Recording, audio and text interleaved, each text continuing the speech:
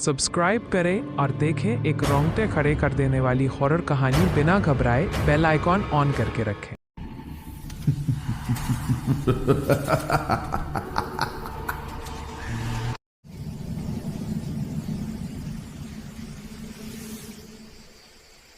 रात बिल्कुल शांत थी। पाइन के जंगल के बीचों बीच एक पुराना 2 मंजिला घर था। नाम था दत्ता विला। कई सालों से वो घर खाली पड़ा था। लोग कहते थे रात होते ही उस तरफ की हवा भारी हो जाती है।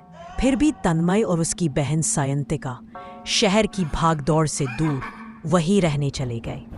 तन्मय एक लेखक था, उसे शांति चाहिए थी। सायंतिका पढ़ाई करती थी, कभी कभी पेंटिंग बनाती थी। शुरुआती दिन बहुत ही सुकून भरे थे, शांत, सादा और सपनों जैसे। सुबह धुंध से ढकी रहती, दोपहर में पेड़ों की छांव तले कॉफी का प्याला और रात में किताबों की सरसराहट, बाहर झींगुरों की आवाज। लेकिन तीसरी रात सब कुछ बदल गया। रात के करीब 2 बजे तन्मय अपने लैपटॉप पर काम कर रहा था। अचानक ऊपर छत से एक आवाज आई। पहले उसने सोचा शायद कोई चूहा है या पानी टपक रहा है, लेकिन नहीं।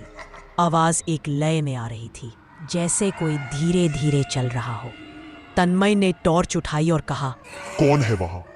कोई जवाब नहीं। वो दरवाजा खोलकर बरामदे में निकला। चारों तरफ अंधेरा। तन्मय ने टॉर्च की रोशनी डाली। हेलो, कोई है वहां? जवाब आया, लेकिन वो मानव आवाज नहीं थी। एक छोटी बच्ची की हल्की हंसी बिजली की चमक में दिखा। छत का दरवाजा थोड़ा खुला हुआ था। वो धीरे धीरे ऊपर चढ़ा। छोटा सा कमरा धूल से भरा था, मगर बीच में रखी थी एक लकड़ी की झूला कुर्सी जो अपने आप धीरे धीरे झूल रही थी। वो पास गया। झूले के नीचे एक पुरानी गुड़िया पड़ी थी, एक आंख फटी हुई और होठों पर सूखे दाग, जैसे पुराना खून। तन्मय ने गुड़िया उठाई, तभी पीछे से हवा का तेज झोंका आया और दरवाजा ठास से बंद हो गया। टॉर्च बुझ गई। अंधेरे में बस 2 आवाजें, झूले की चर्र चर्र और बच्ची की हंसी। वो नीचे भागा। सायंतिका जाग चुकी थी, डर के मारे बोली, क्या हुआ? तन्मय कांपती आवाज में बोला, ऊपर कोई है। एक बच्ची की हंसी सुनी मैंने। सुबह दोनों माधवदा गांव के दुकानदार के पास गए।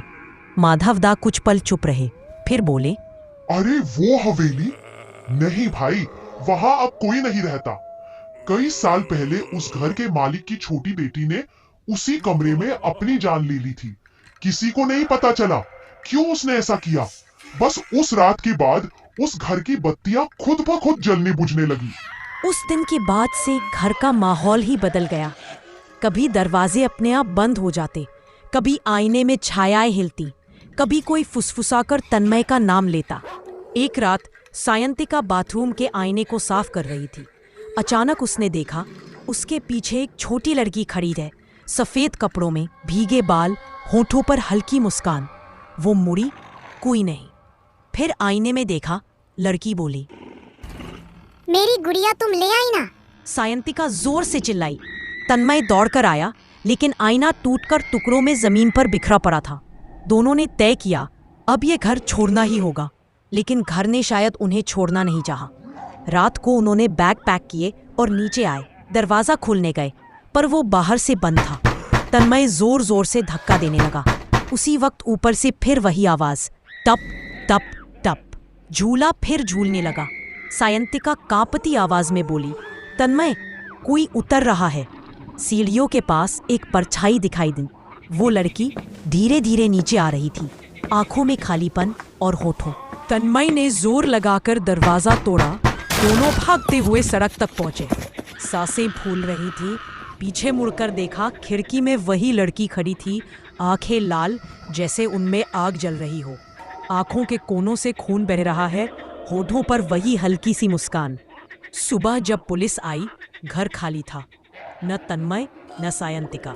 बस छत के कमरे में पड़ी थी वही पुरानी झूला कुर्सी और उसके नीचे एक पुरानी फोटो फ्रेम। फोटो में 3 लोग, तन्मय, सायंतिका और बीच में वो छोटी लड़की। पीछे एक नोट लिखा था, तुमने वादा किया था कि मुझे कभी अकेला नहीं छोड़ोगे।